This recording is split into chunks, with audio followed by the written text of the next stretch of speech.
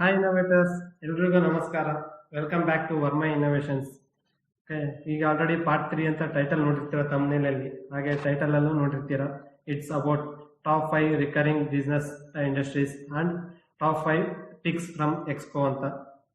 Okay, ಇಲ್ಲಿ ನಾನು ಈ ಪಾರ್ಟ್ 3 ವಿಡಿಯೋದಲ್ಲಿ ನಾನು top 5 fastest growing recurring business industries ಬಗ್ಗೆ ನಾನು ಡಿಸ್ಕಸ್ ಮಾಡಕ್ಕೆ ಹೋಗ್ತಾ ಇದ್ದೀನಿ. ಓಕೆ, ಇದರಲ್ಲಿ ನೀವು ಆಲ್ರೆಡಿ ಕಂಪ್ನೀಸ್ ನಾನು ಲೀಸ್ಟ್ ಮಾಡಿದ್ದೀನಿ. ಇದ್ರ ಬಗ್ಗೆ ಕ್ವಿಕ್ ಆಗಿ ರೌಂಡ್ ಆಫ್ ಮಾಡ್ಕೊಂಡು ಬರ್ಬೇಡ. ಸೊ ಜಾಸ್ತಿ ಟೈಮ್ ತಗೊಳಕ್ ಹೋಗಲ್ಲ ಪ್ಲೀಸ್. ಓಕೆ, ಸೊ ಇಲ್ಲಿ ನೋಡ್ತಾ ಇರ್ಬೋದು ಟಾಪ್ 5 ರಿಕರಿಂಗ್ ಬಿಸ್ನೆಸ್ ಇಂಡಸ್ಟ್ರೀಸ್. ಇದ್ರಲ್ಲಿ ಬಂದ್ಬಿಟ್ಟು ಒಂದು ಹೆಲ್ತ್ ಕೇರ್ ಅಂಡ್ ವೆಲ್ನೆಸ್ ಇದೆ, ಫುಡ್ ಅಂಡ್ ಬೆವರೇಜ್ ಇದೆ, ಎಜುಕೇಶನ್ ಅಂಡ್ ಸ್ಕಿಲ್ ಡೆವಲಪ್ಮೆಂಟ್ ಇದೆ, ಡಿಜಿಟಲ್ ಸಾಸ್ ಸರ್ವಿಸಸ್ ಸಾಸ್ ಇದೆ, ಪರ್ಸನಲ್ ಕೇರಿಂಗ್ ಅಂಡ್ ಗ್ರೂಮಿಂಗ್ ಇದೆ. ಇದರಲ್ಲಿ ಡೈಲಿ ನೀಡ್ಸ್ ಇಲ್ಲಿ ನೋಡ್ತಾ ಇರ್ಬೋದು. ಡೈಲಿ ನೀಡ್ಸ್ ಬಂದ್ಬಿಟ್ಟು ಫುಡ್ ಅಂಡ್ ಹೆಲ್ತ್ ಇದೆ, ಲೈಫ್ ಸ್ಟೈಲ್ ಹ್ಯಾಬಿಟ್ಸ್ ಇದೆ, care and education, business essentials, digital and sauce ಇದೆ. ಓಕೆ, ಇದೆಲ್ಲ fastest growing and top 5 recurring business. Recurring business ಅಂತಂದ್ರೆ ಸೀಸನಲ್ ಅಲ್ಲಿ ಇರಲ್ಲ, ಇದು ಕಂಟಿನ್ಯೂಸ್ ಇರುತ್ತೆ, ಬಟ್ ಕನ್ಸಿಸ್ಟೆನ್ಸಿ ಅಂಡ್ ಕಂಟಿನ್ಯೂಸ್ ಇರುತ್ತೆ ಈ ಬಿಸ್ನೆಸ್. ಇದಕ್ಕೆ ಕಾಂಪಿಟೇಷನ್ ಇರುತ್ತೆ, ಹೈ ಲೈಕ್ ಕಾಂಪಿಟೇಷನ್ ಇದ್ದೇ ಇರುತ್ತೆ ಪ್ರತಿಯೊಂದು ಇಂಡಸ್ಟ್ರಿಯಲ್ಲೂ. ನಾನು ಇದಕ್ಕೆ ರೇಟ್ ಮಾಡೋದಾದ್ರೆ ಬೇಸ್ಡ್ ಆನ್ ಯುವರ್ ಎಫರ್ಟ್ ಅಂತಾನು ಹೇಳ್ಬೋದು ನಾನು. ಓಕೆ, ನಿಮ್ಮ ಎಫರ್ಟ್ ಇಂದನೂ ಬಿಸ್ನೆಸ್ ರನ್ ಆಗುತ್ತೆ. ಎಫರ್ಟ್ ಇಲ್ದಂಗೆ ಯಾವ ಬಿಸ್ನೆಸ್ ರನ್ ಆಗಲ್ಲ, ಬಟ್ ಬೆಟರ್ ಅಂತ ಹೇಳ್ಬೋದು. ಇಟ್ಸ್ ಕಂಟಿನ್ಯೂಸ್ ರಿಕರಿಂಗ್ ಬಿಸ್ನೆಸ್ ಅಂತ ಹೇಳ್ಬೋದು. ಅಂದ್ರೆ ಕಂಟಿನ್ಯೂಸ್ ನಿಮ್ಗೆ ಟ್ರಾನ್ಸಾಕ್ಷನ್ ಇರುತ್ತೆ ಈ ಬಿಸ್ನೆಸ್ ಅಲ್ಲಿ. ಸೊ ಈಗ ಫಸ್ಟ್ ಇಂಡಸ್ಟ್ರಿ ಬಗ್ಗೆ ಫೋಕಸ್ ಮಾಡೋದಾದ್ರೆ health care.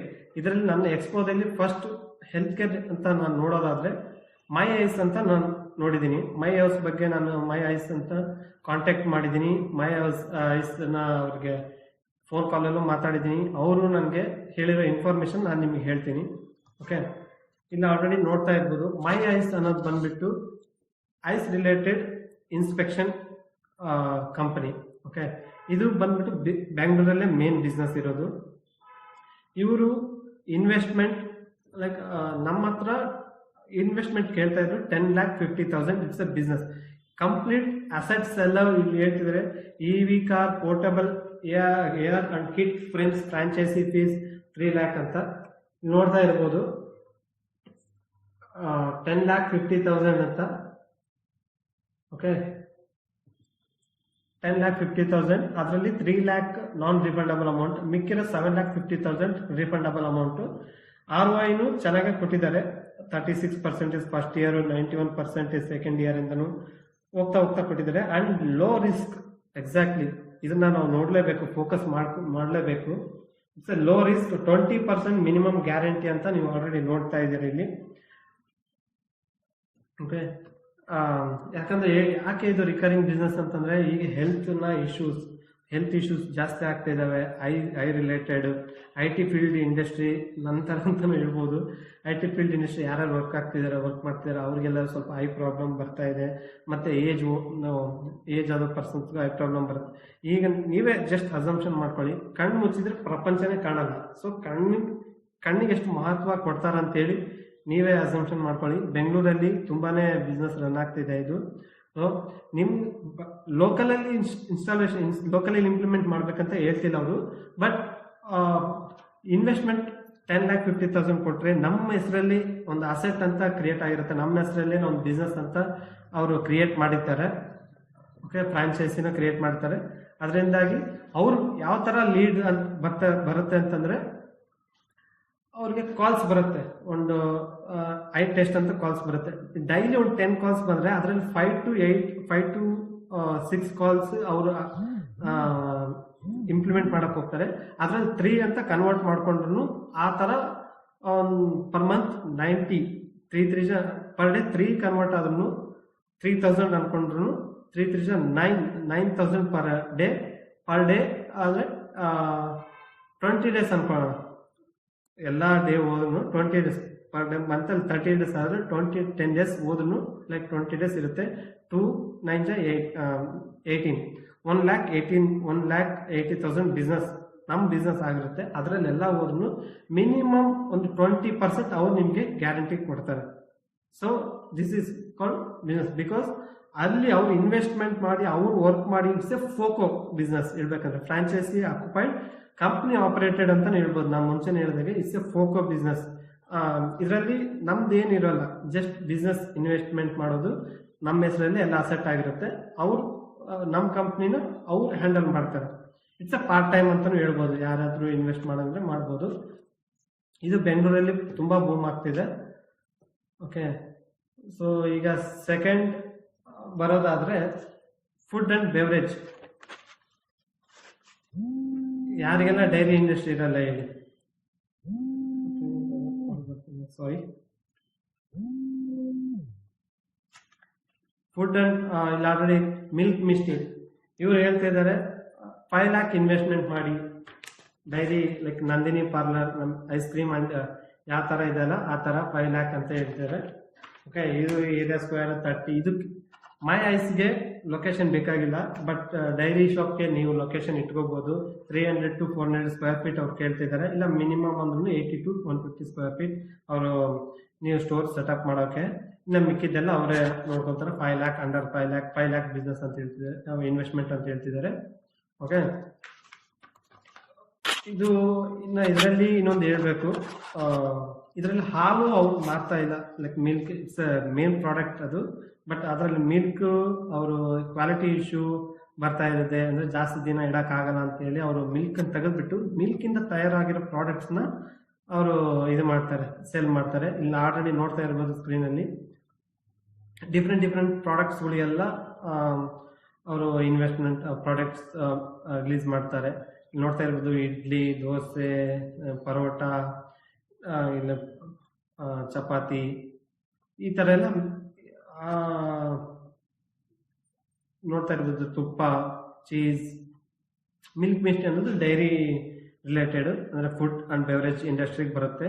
Ice cream, juice, ಪ್ರತಿಯೊಂದನ್ನು ಅವರು it's the fastest growing business ಅಂತಾನು ಹೇಳ್ಬೋದು ಸದ್ಯಕ್ಕೆ ಈಗ. ಓಕೆ, ಇನ್ನು ಇದು ಒಂದು 5 lakhs ಅಂತ ಹೇಳ್ತಿದ್ರೆ, ಬಟ್ ನನ್ನ ಕೇಳಿದ್ರೆ ನಾನು 5 to 7 lakhs ವರೆಗೂ ಹೋಗುತ್ತೆ ಅಂತ ಹೇಳ್ತೀನಿ. ಯಾರೆಲ್ಲ ಡೈರಿ ಇಂಡಸ್ಟ್ರಿ ಇದ್ರೆ ಅವರು ಇನ್ವೆಸ್ಟ್ಮೆಂಟ್ ಮಾಡ್ಬೋದು. ಈಗ coming to the third industry, education and skill development. ನಾನು ಮುಂಚೆನೇ ಹೇಳಿದೆ, ನಾನು ಎಷ್ಟೋ ಸಾರಿ ಎಲ್ರಿಗೂ ಇದೇ ಮಾತು ಹೇಳ್ತೀನಿ, ಏನಂದ್ರೆ ಜ್ಞಾನನ ಯಾರಿಂದನೂ, ಅಂದ್ರೆ ನಾಲೆಜ್ನ ಯಾರಿಂದನೂ ಕಿತ್ಕೊಳಕ್ಕಾಗಲ್ಲ. ಓಕೆ, ಇವತ್ತು ಒಬ್ಬ ಮನುಷ್ಯ 1000 ಕೋಟಿ ಇದ್ದಿದ್ದನ್ನ ₹1 ಖರ್ಚಿಸ್ಬೋದು. ಅದೇ ಜ್ಞಾನ ಇದ್ದವನಾದ್ರೆ, ಬುದ್ಧಿವಂತರಾದ್ರೆ, ಅದೇ ₹1ನ 1 ಕೋಟಿಯಾಗಿ ಟರ್ನ್ ಔಟ್ ಮಾಡ್ಬೋದು. ಓಕೆ, 1 ಕೋಟಿ 1000 ಕೋಟಿನೂ ಮಾಡ್ಬೋದು. ಎಕ್ಸಾಂಪಲ್ ಎಷ್ಟೋ ಜನ ನೋಡಿದಾರ, ಎಷ್ಟೆಷ್ಟು ಬಿಗ್ ಬಿಲಿಯನರ್ಸ್ ನೋಡಿದ್ದೀರಾ. So it's called as knowledge is important. And okay, ಈಗ ಸ್ಕಿಲ್ ಅಂತ ನೋಡೋದಾದ್ರೆ ಇವ್ರು ಬಂದ್ಬಿಟ್ಟು ಬ್ರೈನ್ ಆಫ್ ಬ್ರೈನ್ ಅಂತ ಇವ್ರ ಸ್ಕಿಲ್ ಡೆವಲಪ್ಮೆಂಟ್. ಇದು ಬಂದ್ಬಿಟ್ಟು abacus related, 4 to 14 years age ಅವ್ರಿಗಿರುತ್ತೆ ಇದು. ಓಕೆ, ಇವ್ರ ಇನ್ವೆಸ್ಟ್ಮೆಂಟ್ ಬಂದ್ಬಿಟ್ಟು ಅಂಡರ್ 1 lakh. ಇದು ಯಾರಿಗೆಲ್ಲ ಅಂದ್ರೆ ವುಮೆನ್ಸ್, ಯಾರೆಲ್ಲ ಮನೆಯಲ್ಲಿ ಗೃಹಿಣಿ ಇರ್ತಾರೆ, ಮ್ಯಾರಿಡ್ ಇರ್ತಾರೆ, ಅನ್ಮ್ಯಾರಿಡ್, ಯಾರೆಲ್ಲ ಎಜುಕೇಟೆಡ್ ಇರ್ತಾರೆ, ಅವ್ರಿಗೆ ಇದು ಸೂಕ್ತ ಅಂತಾನೆ ಹೇಳ್ಬೋದು. ಮನೆಯಲ್ಲೇ 200 ಸ್ಕ್ವೇರ್ ಫೀಟ್ ಸಾಕಂತ ಇವ್ರಿಗೆ. 200 ಸ್ಕ್ವೇರ್ ಫೀಟ್ ಅಲ್ಲಿನೇ ಇವರೇ ಎಲ್ಲ ಪ್ರೊವೈಡ್ ಮಾಡ್ತಾರೆ. Under 1 lakh investment. ಓಕೆ, ಮಾಡ್ಬೋದು. ಇದೆಲ್ಲ ಮನೆಯಲ್ಲೇ ಇಟ್ಕೊಂಡು ಹುಡುಗರಿಗೆ ಅಬ್ಯಾಕಸ್ ಟೀಚಿಂಗ್ ಮಾಡ್ಬೋದು. ಎಲ್ಲ ಟ್ರೈನಿಂಗ್ ಅವರೇ ಕೊಡ್ತಾರೆ, ಸ್ಟಾಫು ಟ್ರೈನಿಂಗ್ ಅವರೇ ಕೊಡ್ತಾರೆ. ನಿಮ್ದೇನು ಮೇಂಟೈನ್ ಮಾಡೋದಿರುತ್ತೆ, ಮಾಡ್ಬೋದು. Under 1 lakh investment it's the best idea ಅಂತ ಅನ್ಬೋದು. One of the best pick in expo ನಾನಂತೂ ಹೇಳ್ತೀನಿ ಇದನ್ನು. Okay, it's A skill development ಅಂತ 1 lakh ಅಲ್ಲಿ ಅಂಡರ್.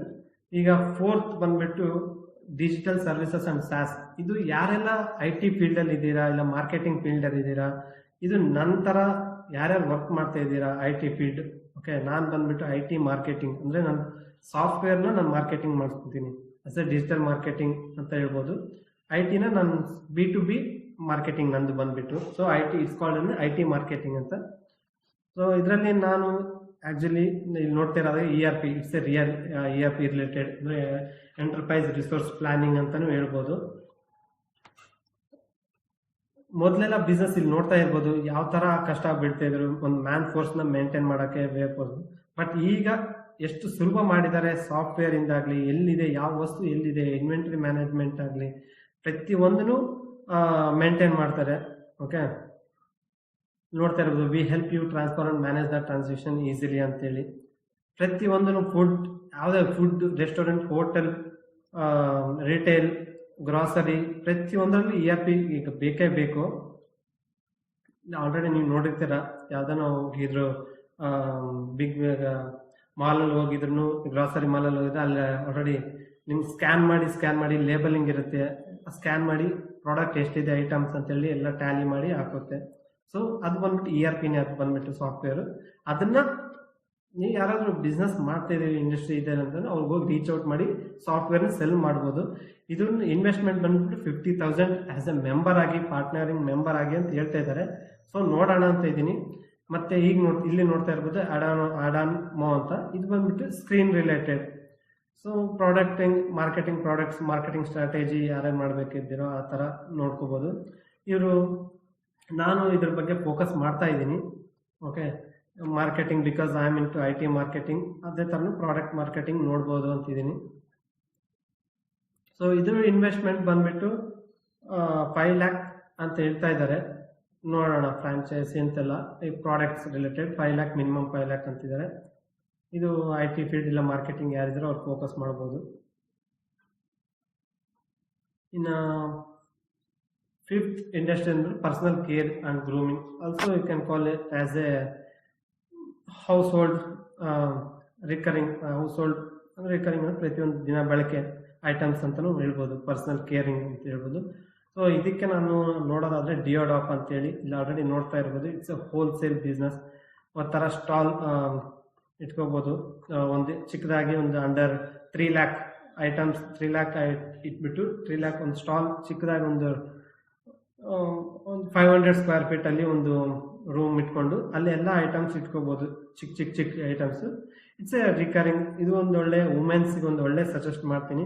ಅಂಡ್ ಲೋಕಲ್ ಅಲ್ಲಿ ಯಾರು ಇಟ್ಕೋಬೇಕು ಅವರೆಲ್ಲ ಹೋಲ್ಸೇಲ್ ಅಲ್ಲಿ ತರಿಸ್ಕೊಂಡು ಅವರೆಲ್ಲರೂ ರಿಟೇಲ್ ಆಗಿ ಮಾರ್ಕೋಬಹುದು ಹೊರಗಡೆ. ಇಲ್ಲಿ ನೋಡ್ತಾ ಇರ್ಬೋದು 20 rupees ಐಟಮ್ಸ್, ಇಲ್ಲಿ 16 rupees ಐಟಮ್ಸ್. ಈ ತರ ಚಿಕ್ಕ ತಂದ್ಕೊಂಡು ರಿಟೇಲ್ ಆಗಿ ನೀವು ಮಾರ್ಕೋಬಹುದು. 20 ಇದ್ದಿದ್ದು 30 rupees ಮಾಡ್ಕೋಬಹುದು, ಟ್ರಾನ್ಸ್ಪೋರ್ಟೇಷನ್ ಅಂತ ಹೇಳಿ. ಓಕೆ, ಇಲ್ಲಿ ನೋಡ್ತಾ ಇರ್ಬೋದು, ಇಲ್ಲಿ ಆಲ್ರೆಡಿ ಹೋಲ್ಸೇಲ್ ಡಿಯೋಡಾಪ್ ಸ್ಟೋರ್ಸ್ ನೋಡ್ತಾ ಇರ್ಬೋದು. ಇದೇ ತರ ನೀವು ಒಂದು ಚಿಕ್ಕದಾಗಿ ಸೆಟಪ್ ಮಾಡ್ಕೊಂಡು ಅಂಡರ್ 3 lakh ಇನ್ವೆಸ್ಟ್ಮೆಂಟ್ ಮಾಡ್ಬೋದು. ಓಕೆ, ಇದಾಗಿತ್ತು part 3, top 5 recurring business industries and growing industries and top 5 picks from my expo ಅಂತ.